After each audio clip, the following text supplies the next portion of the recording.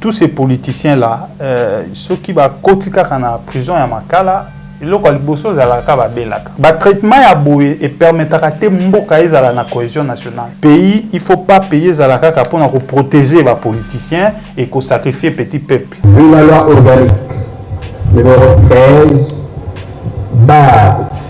011-B du 11 avril 2013 portant organisation, fonctionnement et compétences des juridictions de l'ordre judiciaire reçoit l'exception d'inconstitutionnalité, le mémoire relatif à l'exception d'inconstitutionnalité déposé par devant elle par le prévenu Mwangatutu Izi. Avocat nae, ouye moko a soulevaki et constitutionnalité na o eza na dossier nae. Mais ce qui va détailler que ezaki na violation en constitution d'office à cause à la acquitté. Papa nae azalaka déjà élu comme conseiller na territorial. Là déjà na ba année 58. S'il s'avère qu'il y a za rwandais, donc il faut bakanga na président ya CENI.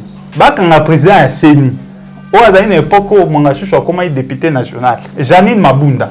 Il faut pas bakanga Christophe Mboso. Pourquoi? Parce que Mwangatutu a comme président ya groupe parlementaire. C'est-à-dire il y a eu une chaîne de trahison. Et puis tout le monde y peut na ba consultation nationale. Chef de l'État a yambaki. Maintenant un étranger quand chef de l'État a yambi, c'est que le chef de l'État aussi a commis na oba bengi autre trahison pour tout landa toyoka nini coup constitutionnel à Koloba pour que tu avances. Si le Congo souffre aujourd'hui, c'est à cause du Katanga. Les Katanga, les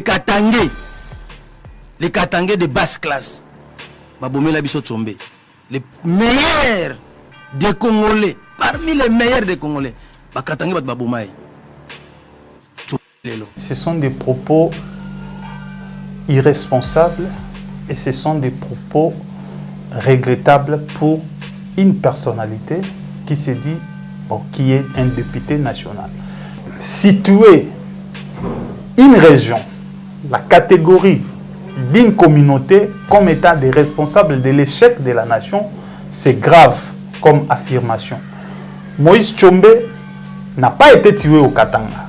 Moïse Tshombe a Koufa na Algérie, à Salaka où babena crise cardiaque. Atangi la biso Katanga ou abomaki Moïse Tshombe toye baye. Je demande aux notables Katangais qui se réunissent le plus vite possible et de porter une plainte contre l'honorable Nting afin qu'il puisse venir nous dire qui est ce Katangais qui avait tué Moïse Tshombe et qui nous identifie aussi les Katangais qui ont contribué à la destruction de son pays, ça et de notre pays. Laisse-nous manger le chien. Oh, le chien c'est l'ami de l'homme. Entre le chien qui passe la nuit dehors et la poule qui passe la nuit, qui est plus ami? Mais tu manges la poule, non? Ce soir, pour protéger tout contre nous. Vous mangez les serpents, nous mangeons les chiens. Et le serpent, c'est le symbole du diable. Monsieur le député, ce que tu dois savoir, c'est que la loi est impersonnelle et générale. Et manger en public n'est pas une infraction dans le code pénal congolais. Donc, mais pour manger avec modération et manger ça dans les privés. Les goûts et les couleurs ne se discutent pas. Pourquoi bamboa so bakanga ba na chaîne na moi na butu ba fungola?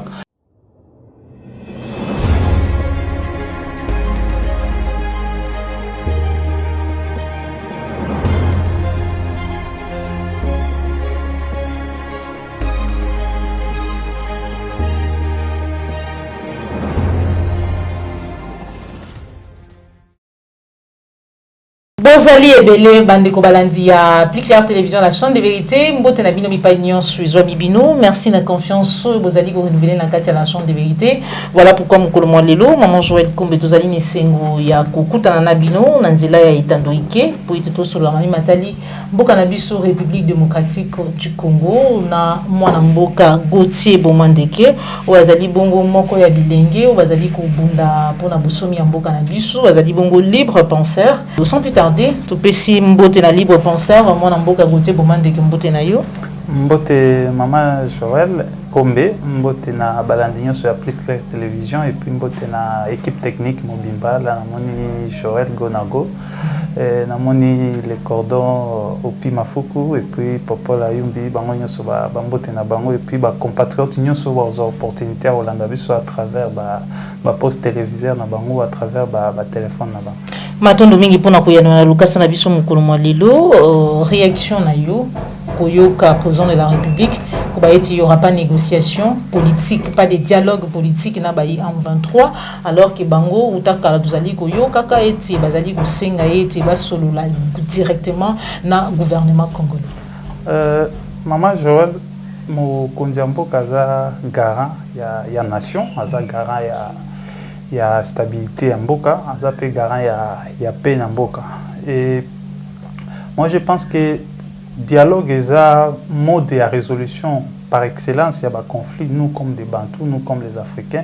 Certes, des Konabiso, des Congolais, des M23, commettre bavir, sali, trouble, bomisi. Non, M23, c'est pas Congolais. C'est pas Congolais, maman, utina ou benga kibongo CNDP ou ils qui bongo ya Congolais. Tant que ça qui accord il y a 23 mars 2009, il y a un non-respect à accord wana de salaki que mouvement wana baya ko surgir pour revendiquer mise en œuvre il y a accord ba signé le 23 mars on va le baka M23 donc ça accord wana de ba salaka revendication nango.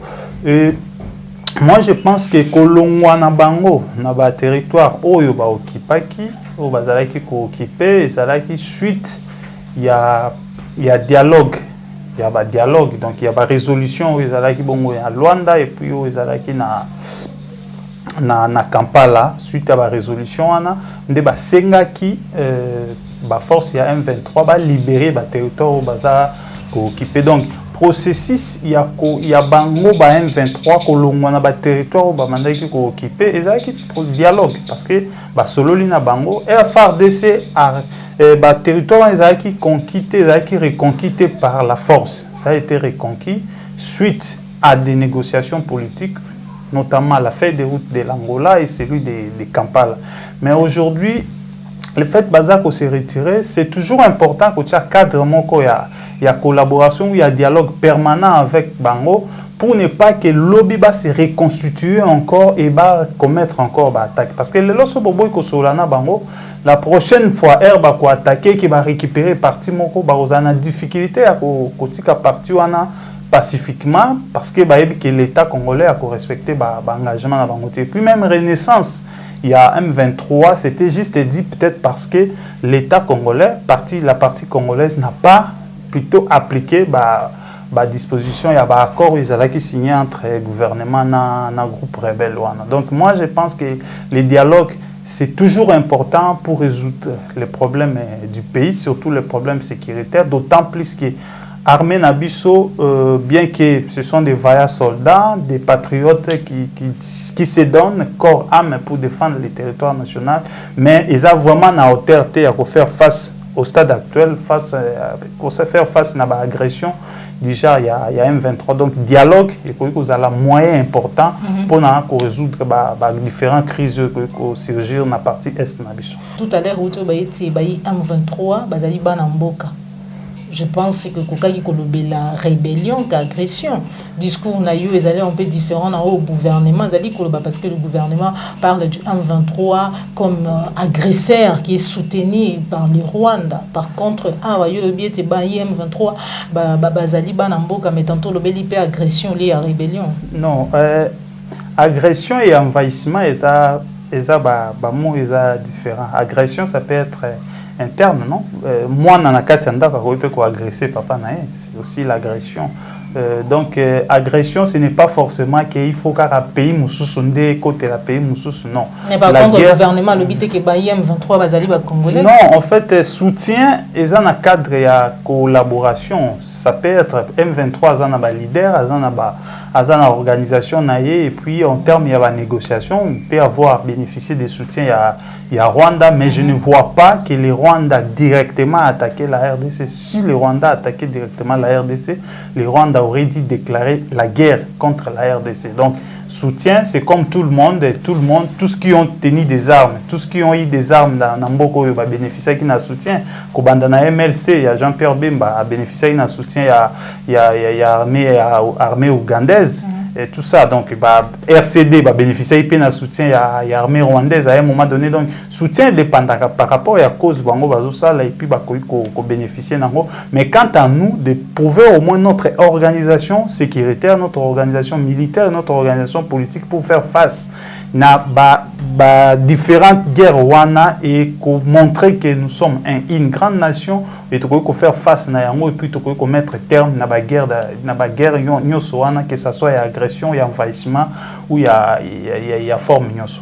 Maintenant, Dominique Monamboka, au côté Bomandeke, que pouvons-nous retenir ou dire en rapport à Maïmatali, justice ya Katamboka na biso, ka ya Fortina Bisele, est-ce que les autres kolo ba ete le lengi abimi wana po ete kende kozwa soins de santé, oyo balobi eza po oyo sengeli na ye, surtout que babi ete kino jour santé na ye kozonga malamu nzoto kozonga kolongo nonda kozonga na prison centrale lisusu ya Makala, alors que zani na ba ebele, o bazali na ba même situation, toutes conditions qui y est, mais o ba bénéficier a bénéficié de que pouvons-nous retenir?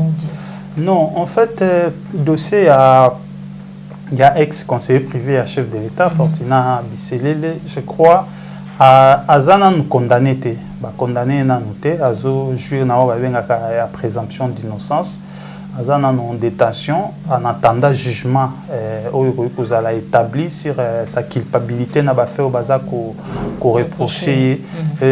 Mais je crois article 18 il y a constitution si na congolais nyonso oyo ba kokangaye ndingisa ke ba condition de détention na garantir santé physique na santé mentale na puis santé intellectuelle na donc d'autant plus que incarcération ya mutu soki est commis ko endommager santé na a un droit à bénéficier na ba soins appropriés, d'autant plus que na kati ya prison na biso ya Makala, je ne pense pas que ba service sanitaire approprié pour traiter bato vraiment ezalaka. Mais aussi autre chose, ngai place moi préoccupation ngai ezalaka makasi ezalaka le fait que tous ces politiciens là ceux qui ba kotika na prison ya Makala iloko liboso zalaka babelaka okaka santé zamabe to mona balakisa biso exemple ya ndeko moko azokamba pe lelo engumba mokonzi Kinshasa ne pana tanga kombo na era zaki na Makala to moni balakisi biso azo suba makila et tout ça. Mais Erabimi croyant qu'il y a une santé appropriée, après une semaine, tout le monde est dans scène politique, à zongi à reprendre l'activité politique. Tout le monde qui peine de comme sous bakangaka na makambu ya nini lelo pe akomi na gouvernement na poste ya likolo. Tout le monde qui peut te baki que non ba kei ko traiter na centre nganga. Donc azalaki malade. Kaka ba quitter abiki akomi malamu santé zongi malamu. Donc moi je me demande toujours que je me pose toujours la question sur la crédibilité de nos acteurs politiques. Parce qu'à chaque fois, quand ils se retrouvent dans la prison, ils ont la maladie. Et puis, ceux qui ont béli, il faut pas bimisaï. Or, toujours le état de droit, les Congolais ont le même traitement, même façon ya ko subir rigueur ya loi baza pe na même façon ya ko subir ba peine na bango, c'est-à-dire on ne peut pas faire une discrimination ou une distinction parce que il s'agit à Fortina Bisele l'ende il faut pas bimisaye na kachoa que vous avez traitement libanda bon ce qui ici il s'agit à citoyen ou à ibaki peut-être soso peut-être à ibaki tabac ou à ibaki téléphone o bakangi kuna yeso kaza na maladie bakoki ko bimisa pe libanda te azwa ba soins de santé ba traitement ya boye et permettra te mboka ezala na cohésion nationale et permettra te mboka ezala na unité parce que lelo mama Joël ngana yo soki bakangi biso ata soko beli ko kufela kuna ba robimisa ote pourquoi ba robimisa ote oza politicien te oyeba ina politicien te oza na influence moko ya makasi te na ba acteur politique ya Congolais. Or pays, il ne faut pas payer Zalaka pour protéger les politiciens et pour sacrifier petit peuple. Il faut la politicien, il faut la politicien. Donc, soin ya mutu est important pour la vie naie, mais façon où les politiciens habitent tout le monde et découragent un peu et puis créer une unité nationale. Donc, à Congolais comme Congolais, ceux qui ont soin de traiter na makala en entendant que j'ai peine naie. Ceux qui y a robima, ceux qui ont ici parce qu'ils sont malades, pas bimi ça peut bande qu'on a besoin de prisonniers ou peut bazo bela kuna pour que bazo soin approprié. Donc, discrimination et qu'on permettre tes pays n'abisso avancer, qu'on permettre pays unité zalade. Maintenant, domingue après tous ali koyoka libération ya Edouard Mwanga Chouchou et bité ceux qui les lois Edouard Mwanga Chouchou azali libéré na ma union surtout yoki wana. Aujourd'hui, nous allons parler de la décision de la Haute Cour militaire sur le mémoire relatif d'exception en inconstitutionnalité de Mwanga Chouchou Edouard, partie prévue. La Haute Cour militaire a décidé de surseoir et de suspendre l'affaire. Cette décision a été prononcée ce 14 avril 2023, à la prison militaire de Ndolo, devant Mwanga Chouchou Edouard, partie prévenue. Nous avons pu observer un sourire et une bonne humeur sur le visage de Mwanga Chouchou Edouard après l'annonce de cette décision. Cette décision a été un vrai soulagement pour le député national Edouard Mwanga Chouchou. Cette dernière a été très importante pour lui, car elle a constitué un moment de bouffée d'oxygène pour le prévenu. Après l'annonce de la décision, nous avons eu l'occasion de voir les réactions de Mwanga Chouchou Edouard. Il a exprimé son soulagement en lâchant un petit « ouf » de soulagement. Ce fut une minuscule bouffée d'oxygène pour lui. Le prévenu Edouard Mwanga Chouchou a pu profiter de ces moments de détente avec ses avocats après la décision de la Haute Cour militaire. Cette dernière a ordonné au parti de saisir désormais la Cour constitutionnelle pour examiner, statuer et juger ce dossier ou cette affaire. En somme, cette décision de la Haute Cour militaire sur la surséance et suspension de l'affaire a été un vrai soulagement pour le député national Edouard Mwanga Chouchou. Nous attendons maintenant l'avis de la Cour constitutionnelle sur cette affaire. Contradictoirement en audience publique à la majorité des voix des membres de sa composition. Vu la Constitution de la République démocratique du Congo, spécialement en ses articles 21, 149 alinéa 3 et 162. Vu la loi organique numéro 13 011-B du 11 avril 2013 portant organisation, fonctionnement et compétences des juridictions de l'ordre judiciaire. Vu la loi numéro 023/2002 du 18 novembre 2002 portant code judiciaire militaire sans droit, reçoit l'exception d'inconstitutionnalité, le mémoire relatif à l'exception d'inconstitutionnalité déposé par devant elle par le prévenu Mwanga Chouchou Izi. Bon, en fait, dossier wananga nazo landelango peu moins mouké parce que député Mwanga Chouchou na yebi vraiment ma capacité, mais na comment qui déjà azalaki groupe ya groupe et président groupe parlementaire moko oyo na zwa ki chance ya ko travailler na groupe wana. Donc na yebi vraiment ma capacité, mais na zwa ki chance ya ko travailler na kati ya groupe parlementaire wana. Alors sans entrer dans le secret ya justice, à ce que je sache na yebi ke ba avocat na ye ouye moko a soulevaki et constitutionnalité na oeza na dossier na ye. Alors des cours haute cour militaire à l'obino à suspendre à surseoir procédure en attendant comme Mwanga Chouchou parti na ye ba avocat na ye ba saisissa que cour constitutionnel pour na soulever inconstitutionnalité en attendant que cour constitutionnel a se prononcer. Ce qui cour constitutionnel a se prononcer que arrestation est violée constitution haute cour militaire continuer qu'on juger, mais ce qui va détailler que il y a une violation en constitution d'office à cause à la acquitté parce que beaucoup de sous le fait déjà cour constitutionnelle ils a cour likolo ya bacour nyonso soki a se prononcer déjà à se prononcer à arrêt et rien na ezalaka irrévocable et puis batakaka yango te. Donc voilà situation ndenge ezaleli mais dossier wana tozo landelango vraiment tozo landelango dossier à Edouard Mwanga Chouchou lukute ezoloba moment mingi na dossier wana lukuta nde eza vraiment moi mingi na dossier wana à ce que nous sachons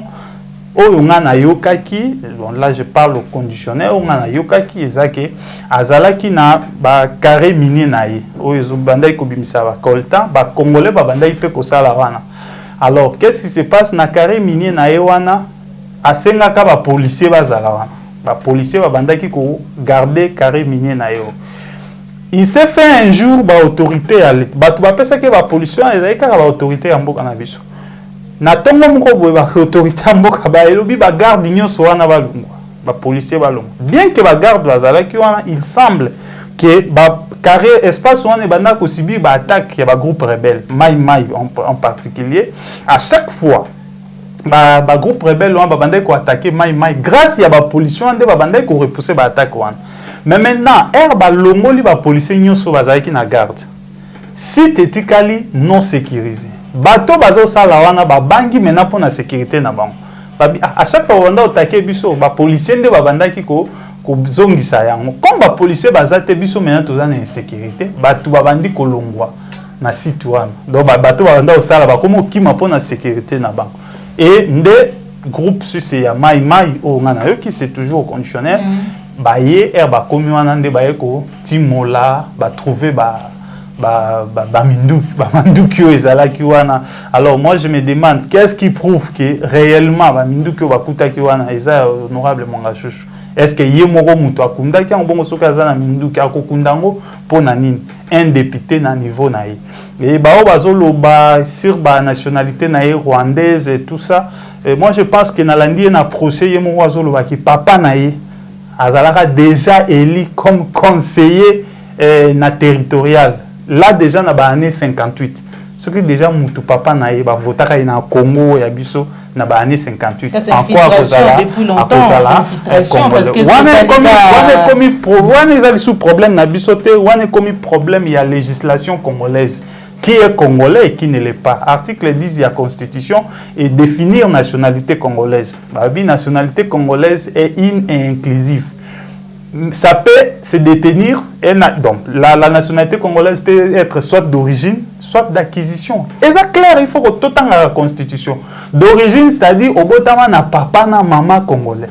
D'acquisition, c'est-à-dire loi et pétion moyen au commis congolais. Yango anande même aux oyoka ndenge ndeko na biso tchani azolobake non des pères et des mères, ce n'est pas que baboy ke mutaza congolais mais babika ke non pour na ozala vraiment président. Il faut avoir vraiment des pères et des mères d'origine et non d'acquisition. Parce que même un Français, ce qui a décidé à comme un Congolais, à quoi que ça la démarche normale, va passer la nationalité congolaise à renoncer à la nationalité française. Donc, il y a la constitution de lobby. Donc, il y a une nationalité d'acquisition. Donc, il va acquérir la nationalité congolaise aux Alaki Nangote. Donc, Edouard Mwanga Chouchou, c'est un Congolais, d'après ses dires. Parce que jusque-là, justice yambo kanabiso ba contredire yete. Et puis autre chose, s'il s'avère qu'il y a un Rwandais, donc il faut ba kanga na président ya CENI. O yazara na époque où Mwanga Chouchou azara sénateur. Pas banda na ko za sénateur. Ba kanga président ya CENI. O yazara na époque où Mwanga Chouchou comme député national. C'est-à-dire même ba Corneille Nanga na nyoso, il faut ba kanga. Il faut pe ba kanga Janine Mabunda. Il faut pas kanga Christophe Mbosso. Pourquoi? Parce que Mwanga Chouchou comme président d'un groupe parlementaire. C'est qu'un étranger qui a comme président d'un groupe parlementaire, comment? C'est-à-dire il y a eu une chaîne de trahison. Et puis tout le monde y peut dans la consultation nationale. Chef de l'État Ayamba qui est. Maintenant un étranger quand chef de l'État Ayambi, c'est que le chef de l'État aussi a commis une autre trahison parce que Oyambi est étranger dans la consultation nationale. Consultation c'est que le chef de l'État a eu Kabat. Donc Oyo qui est un étranger, la place voilà, c'est ça aussi le problème. Ce qui est comme député national, c'est que c'est un Congolais. Ce qui est comme un étranger, donc le chef de l'État est aussi complice. Donc moi je pense que procès wana il faut to landa toyoka nini cour constitutionnel à Koloba pour que tu avances. Matondo mingi mwana mboka Gauthier Bomandeke tozali kokoba na émission na biso émission vérité de tout côté proposition ya loi Tiani oyo ememami bongo na député national Tingi Pululu ezali kokabola ba congolais lelo mabanza ete kaka yango moto memi député national Tingi Pululu ko ba eti bakatange babomisa nani Tshombe Moïse Tshombe. Si le Congo souffre aujourd'hui, c'est à cause du Katanga. Les Katangais de basse classe, Babomela Biso Tshombe, les meilleurs des Congolais, parmi les meilleurs des Congolais, Bakatangé Babomaï. C'était dans quel contexte? Et puis réaction par rapport à la proposition de loi. Avant comme à la proposition de loi, j'aimerais revenir sur les propos de l'honorable Tingi Pululu.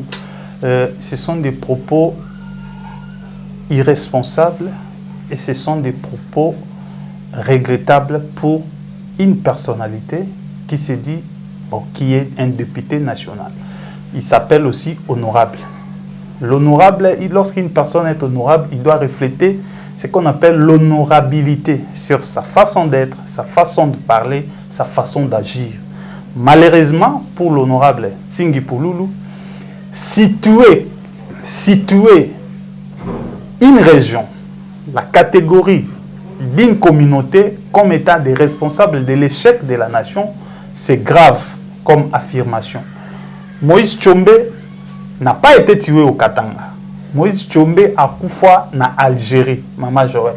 Moïse Tshombe a Koufa na Algérie, à Salaka où babenga crise cardiaque. Ba Congolais oyo ba Koufa na Congo.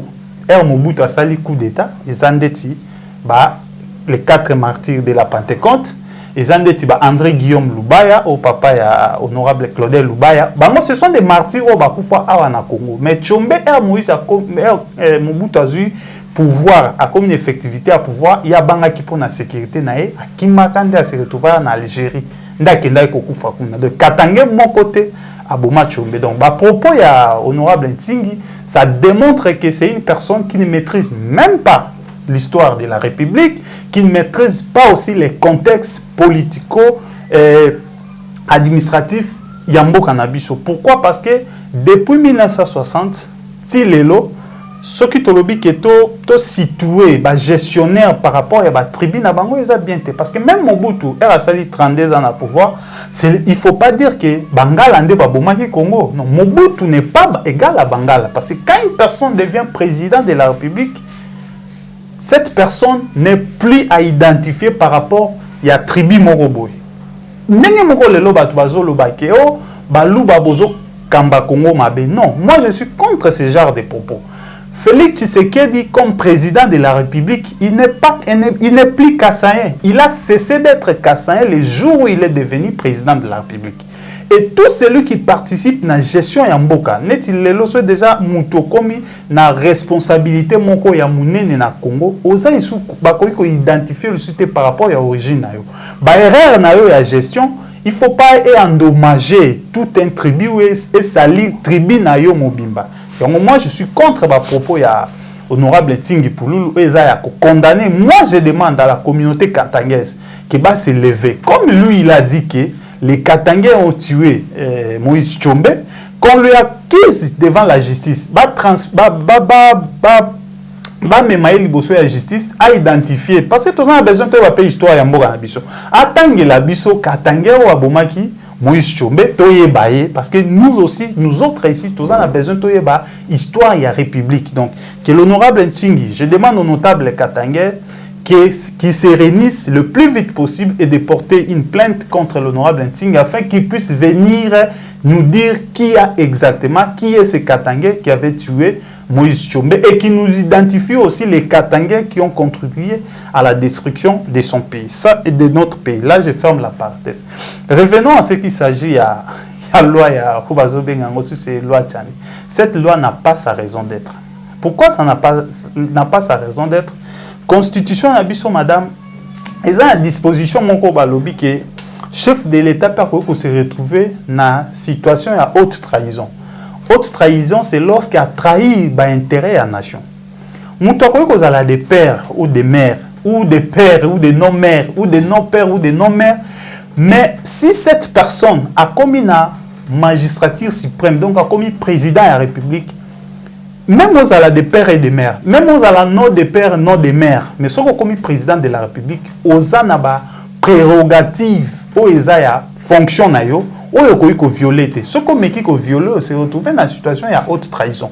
Au lieu de proposer la loi aux ana ségrégationniste, c'est mieux à renforcer plutôt notre système judiciaire, notre appareil de sécurité, notre appareil judiciaire, en fait que le président n'y soit aux ala éli, azala asala kaka o constitution et singe sal.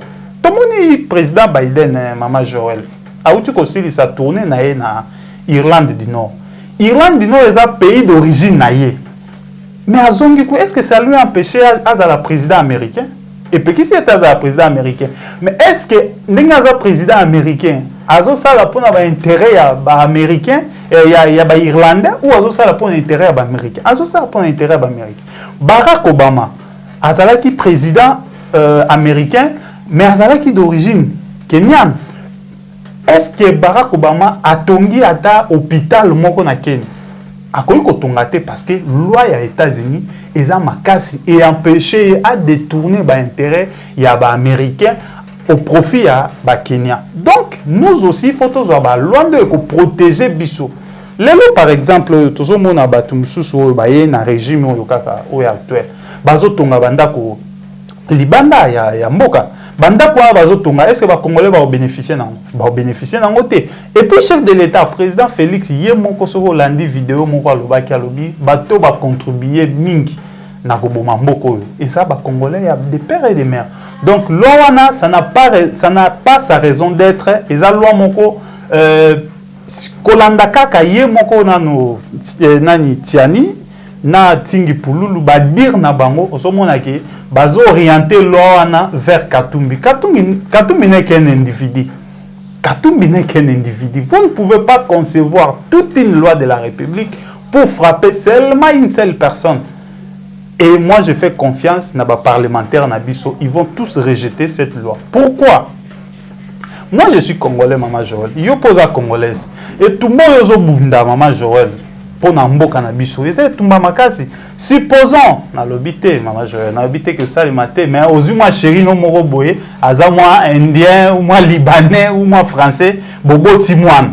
Ce que moi, non, un jour, balobi, a comme président de la République.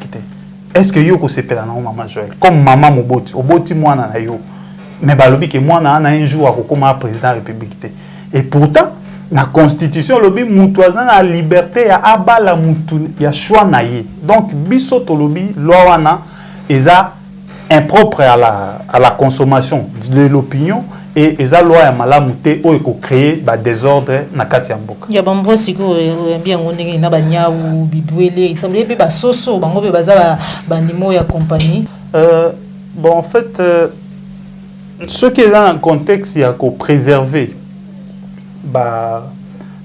ko préserver ba nyama parce que ça na bateau ba ça la conservation de la nature hein et ça na toute une organisation et conserver ka nature tout le monde a net na ba parc na biso ba nyama ba za la na gorille ko lia comme n'importe comment ba chimpanzé ko bomaye n'importe comment donc ce sont des animaux qui sont protégés. Mais aussi, bamboa ba joue un rôle important dans la société. Baza ba animaux de compagnie, certes, mais ba joue un rôle il y a ko protéger batu contre ba attaque nocturne, ba protéger batu contre ba attaque mususu donc mboa ko boma nyoka na lupango soki nyoka eko kota donc mboa joue vraiment un rôle important na kati ya ndako. Ko lia ye bon certes ba koki nganga landi honorable Boris Mou alobi boye apeki si kolia mboate batu ne ba comprendre loi wana te alobi boye kopekisa kolia mbwa na place publique c'est-à-dire ko fana na ndako na yo liembwa mutoko kangote lo alobi clair ngana landi alobi clair alobi faut kopekisa kolia mbwa na place publique. Qu'est-ce qui se passe na Katanga les Katangais balia kamboate. Maintenant, bango ba comment komona ke bandeko na biso ya. Est-ce que cette proposition c'est dû na makambozo les kana Katanga ou c'est en général? Non, en fait, je crois au yoka ki ba période moko bakoma kobenga EDS Katangese mama wana alobaki ke biso to fanda wa to tikala komona te bato baolia mbwa mais bato bazoya bazolamba mbwa na place publique bazoliango na place publique. Proposition de loi ya honorable Boris ezake okoki kolia na mbwa mais eza ya kobatama eza na place publique to okoki kolia mbwa na place publique te donc soko bakuti ozolia mbwa na place publique nde bakangi yo c'est-à-dire soko kolamba mbwa na yo certes d'ailleurs c'est les propositions à respecter même coutume ya bato c'est-à-dire yo za coutume na yo soki olia mbwa mais ozolamba ngo kolinga te o indisposer bato msusu yo kaka pe mama biso mbwa nde pesa bokonzi talaka liso niveau donc opena molimo mbwa kaka donc biso to za kuna te donc okoki kolia na yo mbwa mais ko kolia na place publique te pour ne pas que on indisposer bato msusu oyo baliaka mbwa te yango bato ba comprendre en mabe ba revoir ba pekisi kolia mbwa te lia na yo mbwa mais kolia on est na place publique te parce que c'est un peu gênant hein yo lia ka mbwa supposons maman Joël bato mususu baliaka soso bato mususu voilà mutu mususu tellement kolina mbwa amesai na mbwa komi camarade na mbwa aka yesu kwa kucho na baraba lozolia mbwa tu vois pendenge ko ça la libanda soso la na ndaku donc soso kutu pa ndaza vraiment musunio ndori ko lia soso ko protéger mutu contre ni soso ko protéger mutu contre ni mama mwanza oyebi ngai bien elongi oyo tala toza wapi bato bazolamba nyama ya pasi bazolamba po baliaka buyaka manta sopi nzungu ya nyama ya mbwa pona mbwa nde bukalenga bokonzeza na kati ya musunya mbwa. Viens ici, il mange le chien. Nous avons mangé ça dans ta bouche, c'est dans notre bouche, c'est dans notre ventre. Laisse-nous manger le chien. Oh, le chien c'est l'ami de l'homme. Entre le chien qui passe la nuit dehors et la poule qui passe la nuit, qui est plus ami? Mais tu manges la poule, non? Dis aussi que le cancrela est ton ami, il passe aussi la nuit avec toi dans la maison. Dieu a créé toutes ces choses pour que nous en jouissions. Vous mangez les serpents, nous mangeons les chiens. Et le serpent, c'est le symbole du diable. Monsieur le député, ce que tu dois savoir, c'est que la loi est impersonnelle et générale. Et manger en public n'est pas une infraction dans le code pénal congolais. Ça veut dire, kuna mwa kujuka nanyo yako ni mutete to andi bi muntu joma même la ni voile ngo chor ma men o valeur no hutul non les goûts et les couleurs ne se discutent pas ni di di benzalo ka ben ba mutaye sur une tribu sur un groupe de quand on parle du chien, c'est en termes, il y a rôle naïe dans la société, rôle il y a un oiseau protégé contre la souris, tout ça. Parce que pourquoi va côté Rananda, va côté Batambola atoye bate. Pourquoi on peut faire ce malade? Non, azotambola na badal, maman, pourquoi azotambola na badal na bakanivo? Era ya koti nandaku, akoye ko matela sani, a infecté sani wana. Yozu le même sani oteli biloko olie ozu microbe okufi karabo. Mais nyawa akoye ko empêcher pourquoi kota. Donc aza nyama oyo non seulement azo vivre na mutu mais azo protéger. Pourquoi ba mbwa so bakanga ba na chaîne na moi na butu ba fungola. En dehors ya kozala nyama azo vivre na batu, mbwa pe a protéger ka batu. Alors nyama ya bo il faut ko protéger que a disparaître te na société. Donc bande ko biso ba pexi bino bo lia te, bo lia na bino mais bo manger avec modération et manger ça dans les privés. Il n'y a pas beau salamenter, na moni même batu ba komi ko réagir. Donc bon c'est tranquilliser proposition honorable les clairs lia na yombwa mais ko lia monde na place publique te voilà un peu. Maintenant, pour finir, Front pour le Congo, tout le monde a Lubumbashi, Sangani, annoncé déjà l'action le 13 mai, action de Salama en Kinshasa, pour le processus électoral, pour le Nzala, vie comme vraiment intenable dans la République démocratique du Congo, à Kinshasa, on n'en parle pas. Sécurité, ma union soana des déclarations de Salamaki, Nanzela Mwanamboka, Martin Fayulu, Moïse Katumbi, Sesanga, Matata Mponyo, Oyambi, Bloc Wana, Tope Osangani Wana, Lolingini. Maman Joël, tout ça na démocratie.